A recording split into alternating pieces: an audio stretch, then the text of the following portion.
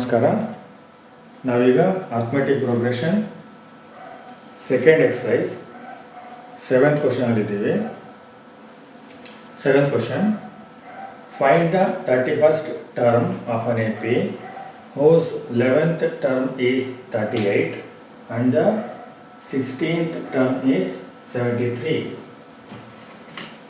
ಒಂದು AP ಇದೆ, ಅದರದ್ದು 11th ಟರ್ಮ್ 11ನೇ ಟರ್ಮು 38 ಅಂತಿದೆ, 16ನೇ 16th ಟರ್ಮು 73 ಅಂತಿದೆ. ಆ AP ಆ APಯ 31st ಟರ್ಮ್ ಯಾವುದು ಅಂತ ನಾವು ಈಗ ಕಂಡುಹಿಡಿಬೇಕು. ಫಸ್ಟ್ ಏನು ಮಾಡೋಣ ಅಂದರೆ 11th ಟರ್ಮು 16th ಟರ್ಮು ಗೊತ್ತಿದೆ ಏನು ಅಂತ, ಅದರ ಫಾರ್ಮುಲಾ ಬರ್ಕೊಳ್ಳೋಣ. ನಮಗೆ 31st ಟರ್ಮ್ ಬೇಕಂದರೆ ಈ ಫಾರ್ಮುಲಾ ಶೀಟ್ ಮುಂದೆ ಇಟ್ಕೊಂಡಿದ್ರಲ್ವ, ಅದರಲ್ಲಿ third formula ಹಾಕೋಬೇಕಾಗುತ್ತೆ. AN = A + n-1 D ಅಂತ. AN ಅನ್ನೋದು A31 ಆಗುತ್ತೆ. ನಾವು 31st ಟರ್ಮ್ ಕಂಡುಹಿಡಿಬೇಕು. A31 ಅಂತ ಹಾಕ್ಕೊಂಡು ಆ ಫಾರ್ಮುಲಾ ಹಾಕ್ಕೊಂಡ್ರೆ ನಮಗೇನೇನು ಬೇಕು ಆ ಫಾರ್ಮುಲಾ ಹಾಕ್ಕೊಂಡು 31st ಟರ್ಮ್ ಕಂಡುಹಿಡಿಬೇಕಾದ್ರೆ A ಬೇಕು, N ಗೊತ್ತಿದೆ 31, -1 D ಬೇಕು. ಅಂದರೆ ಆ ಫಾರ್ಮುಲಾ ಹಾಕ್ಕೊಂಡು A31 ಕಂಡುಹಿಡಿಬೇಕಾದ್ರೆ ನಮಗೆ A ಫಸ್ಟ್ ಟರ್ಮ್ ಗೊತ್ತಿರಬೇಕು ಮತ್ತು D ಗೊತ್ತಿರಬೇಕು. ಅವೆರಡು ಕಂಡುಹಿಡಿಬೇಕು. ಅದನ್ನು ಕಂಡುಹಿಡಿಯೋ ಪ್ರಯತ್ನ ಮಾಡೋಣ. First 11th term formula 16th term formula ಬರ್ಕೊಂಡು ನೋಡೋಣ ಏನಾಗುತ್ತೆ ಅಂತ. 11th term formula A11 = A + 10D.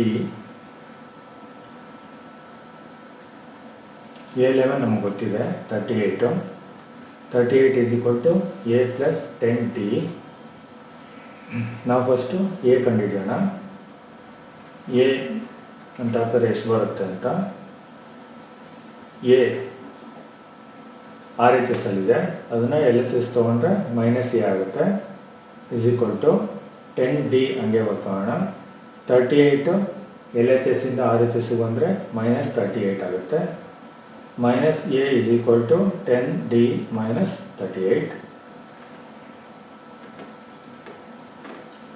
A = -10D + 38 ಅಂದರೆ -A = 10D - 38 ಇದೆಯಲ್ಲ, ಅದನ್ನು ಮೈನಸಿಂದ ಮಲ್ಟಿಪ್ಲೈ ಮಾಡೋದು. ನಮಗೆ A ವ್ಯಾಲ್ಯೂ ಬೇಕು, ಅದಕ್ಕೆ ಅಲ್ಲಿ -A ಇದೆ, ಅದನ್ನು A ಮಾಡ್ಕೊಬೇಕಾದ್ರೆ ಆ ಇಡೀ ಈಕ್ವೇಷನ್ನ ಮೈನಸಿಂದ ಮಲ್ಟಿಪ್ಲೈ ಮಾಡೋದು ಅಥವಾ -1ಇಂದ ಮಲ್ಟಿಪ್ಲೈ ಮಾಡೋದು. ಆವಾಗೇನಾಗುತ್ತೆ, ಎಲ್ಲ ಸೈನ್ಸು ಚೇಂಜ್ ಆಗುತ್ತೆ. -A ಇರೋದು A ಆಗುತ್ತೆ, = 10D ಇರೋದು -10D ಆಗುತ್ತೆ, -38 ಇರೋದು +38 ಆಗುತ್ತೆ. ಇದು ಫಸ್ಟ್ ಈಕ್ವೇಷನ್ ಅಂತ ಇಟ್ಕೊಳ್ಳೋಣ. A = -10D + 38. ಆಮೇಲೆ ಇನ್ನೊಂದು ಫಾರ್ಮುಲಾ 16th ಟರ್ಮ್ ನಮಗೆ ಗೊತ್ತು. 16th term formula ಬರ್ಕೊಳ್ಳೋಣ. A16 = A + 15D. A16 ನಮಗೆ ಗೊತ್ತಿದೆ 73, ಕ್ವಶನಲ್ಲಿ ಕೊಟ್ಟಿದ್ದಾರೆ. 73 = A + 15D. ಸೇಮ್ ಈಗ ಫಸ್ಟ್ ಈಕ್ವೇಷನ್ ಹೆಂಗೆ ಮಾಡಿಕೊಂಡು ಹಂಗೆ A = ಎಷ್ಟು ಬರುತ್ತೆ ಈಕ್ವೇಷನ್ ಅಂತ ನೋಡಬೇಕು. ಎನ್ನ LHS ತೊಗೊಂಡ್ರೆ -A = 15D ಹಂಗೆ ಬರ್ಕೊಳ್ಳೋದು. 73 ರೈಟ್ ಸೈಡ್ ಬಂದರೆ -73 ಆಗುತ್ತೆ. ನಮಗೆ -A ಬೇಕಾಗಿಲ್ಲ, A ಬೇಕಾಗಿರೋದು. ಅದಕ್ಕೆ ಇಡೀ ಈಕ್ವೇಷನ್ನ -1ಇಂದ ಮಲ್ಟಿಪ್ಲೈ ಮಾಡಿದ್ರೆ ಎಲ್ಲ ಸೈನ್ಸ್ ಚೇಂಜ್ ಆಗುತ್ತೆ. A = -15D + 73. ಇದನ್ನು ಸೆಕೆಂಡ್ ಈಕ್ವೇಷನ್ ಅಂತ ತಿಳ್ಕೊಳ್ಳೋಣ, ಕನ್ಸಿಡರ್ ಮಾಡೋಣ. ಫಸ್ಟ್ ಈಕ್ವೇಷನ್ ನೋಡಿ, ಸೆಕೆಂಡ್ ಈಕ್ವೇಷನ್ ನೋಡಿ, ಎರಡೂ A ವ್ಯಾಲ್ಯೂ. Aಗೆ ಎರಡು ರೀತಿ ಈಕ್ವೇಷನ್ ಬಂದಿದೆ. A = -10D + 38 ಒಂದು, A = -15D + 73 ಅಂತ. ಅಂದರೆ -10D + 38 -15D + 73 ಇವೆರಡು ಸೇಮ್ ಇದೆ. ಎರಡು ಎ ಇಸ್ ಈಕ್ವಲ್ ಟು ಅಂತಲೇ ಬಂದಿದೆ, ಅದಕ್ಕೋಸ್ಕರ ಅವೆರಡು ಸೇಮ್ ಇರಲೇಬೇಕು.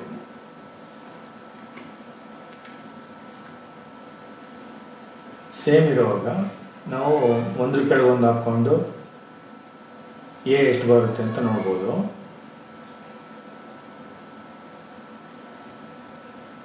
-10d + 38, ಇನ್ನೊಂದು -15d + 73. ಇವೆರಡು ಒಂದ್ರ ಕೆಳಗೆ ಒಂದು ಹಾಕ್ಕೊಂಡಾಗ ಯಾವುದಾದ್ರು ಒಂದು ಕ್ಯಾನ್ಸಲ್ ಆಗಬೇಕು. ಎ ಆಗಲಿ ಅಥವಾ ಡಿ ಆಗಲಿ ಯಾವುದಾದ್ರು ಒಂದು ವೇರಿಯೇಬಲ್ ಕ್ಯಾನ್ಸಲ್ ಆಗೋ ಥರ ಹಾಕ್ಕೊಬೇಕು. ಎ ಕ್ಯಾನ್ಸಲ್ ಆಗೋದು ಬೇಕಾಗಿಲ್ಲ, ನಾವು ಏನೇ ಕಂಡುಹಿಡಿತಾ ಇರೋದು. ಡಿ ಕ್ಯಾನ್ಸಲ್ ಆಗೋ ಥರ ನಾವು ಕ್ಯಾಲ್ಕುಲೇಷನ್ ಮಾಡ್ಕೊಬೇಕು. -10d ಇದೆ, -15d ಇದೆ.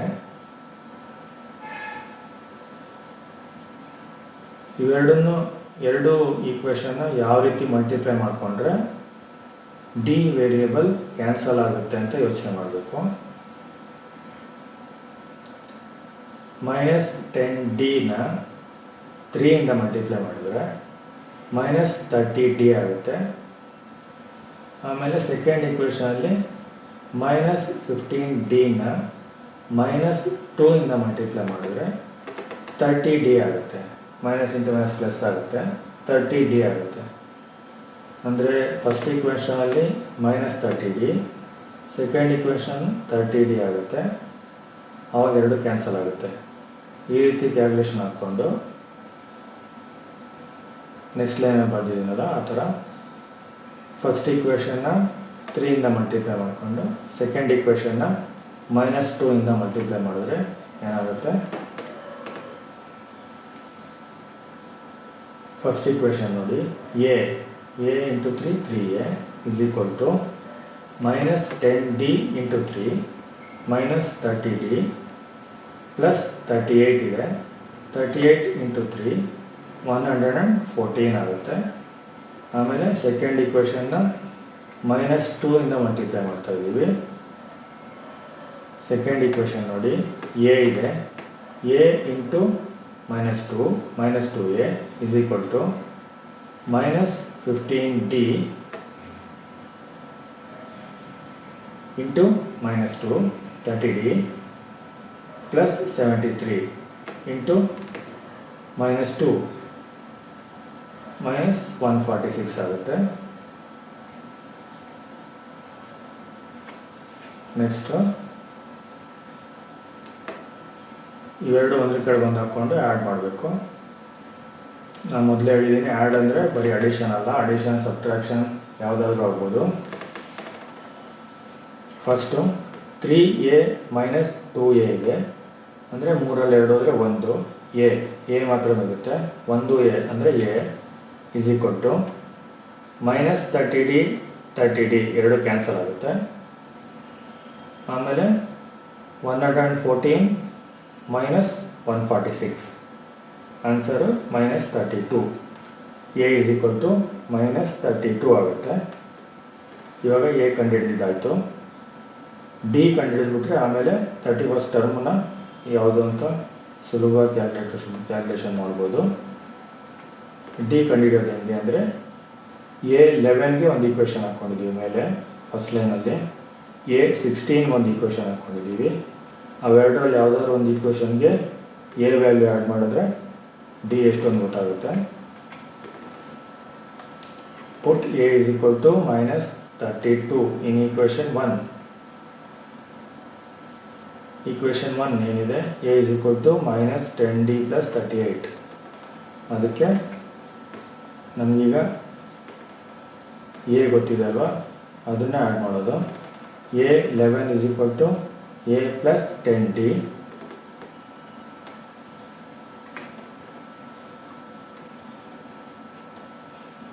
A11 ಗೊತ್ತಿದೆ 38 ಇಸ್ ಈಕ್ವಲ್ ಟು ಎ ಇವಾಗ ಕಂಡುಹಿಡಿದಿದ್ದೀವಿ -32 + 10d ಹಂಗೆ ಬರ್ಕೋದು.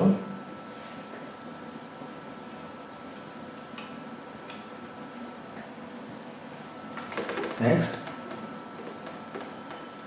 ನಾವೀಗ ಡಿ ಕಂಡುಹಿಡಿತಾ ಇದ್ದೀವಲ್ವ, ಅದಕ್ಕೆ 10dನ ಮಾತ್ರ ಲೆಫ್ಟಿಗೆ ಟ್ರಾನ್ಸ್ಫರ್ ಮಾಡ್ಕೊಳ್ಳೋದು. ಆರ್ ಎಚ್ ಎಸ್ ಅಲ್ಲಿರೋದು ಎಲ್ ಎಚ್ ಎಸ್ಗೆ ಬಂದರೆ ಮೈನಸ್ 10D ಆಗುತ್ತೆ. ಇಸ್ ಈಕ್ವಲ್ ಟು ಮೈನಸ್ 32 ಹಂಗೆ ಬರ್ಕೊಳ್ಳೋದು. 38 ಎಲ್ ಎಚ್ ಎಸ್ಸಿಂದ ಆರ್ ಎಚ್ ಎಸ್ಗೆ ಬಂದರೆ ಮೈನಸ್ 38 ಆಗುತ್ತೆ.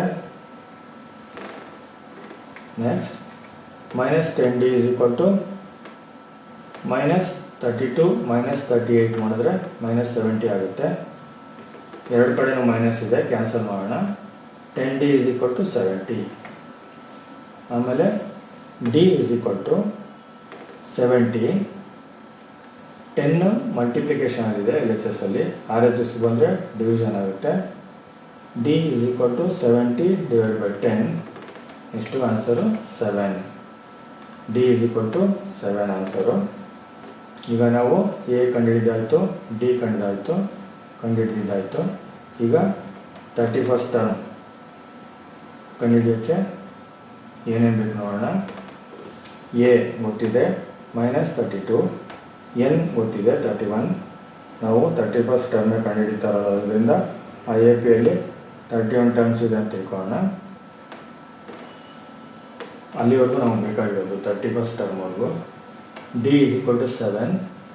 ಎ ಎನ್ ಗೊತ್ತಿಲ್ಲ. Formula A N is equal to A plus N minus 1D. A N ಅಂದರೆ nth ಟರ್ಮ್ ಅಂತ. ನಮಗೆ ಗೊತ್ತಿದೆ ಯಾವ ಟರ್ಮ್ ಕಂಡುಹಿಡಿತಾ ಇದೀವಿ ಅಂತ. A 31.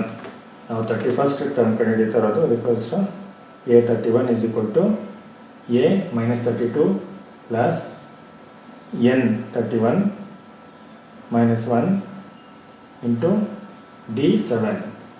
A 31 is equal to minus 32 plus 31 minus 1 into 7. A 31 is equal to minus 32 plus 31 minus 1, 31ರಲ್ಲಿ 1 ಹೋದರೆ 30, 30 into 7. A 31 is equal to minus 32 plus 30 into 7, 30 into 7, 210. Answer A 31 ಅಂದರೆ 31st ಟರ್ಮ್. ಈ ಎ ಪಿದು 31st ಟರ್ಮ್ ಏನಾಗುತ್ತೆ 178. 210 minus 32, 178 ಅನ್ನೋದು answer. Thank you.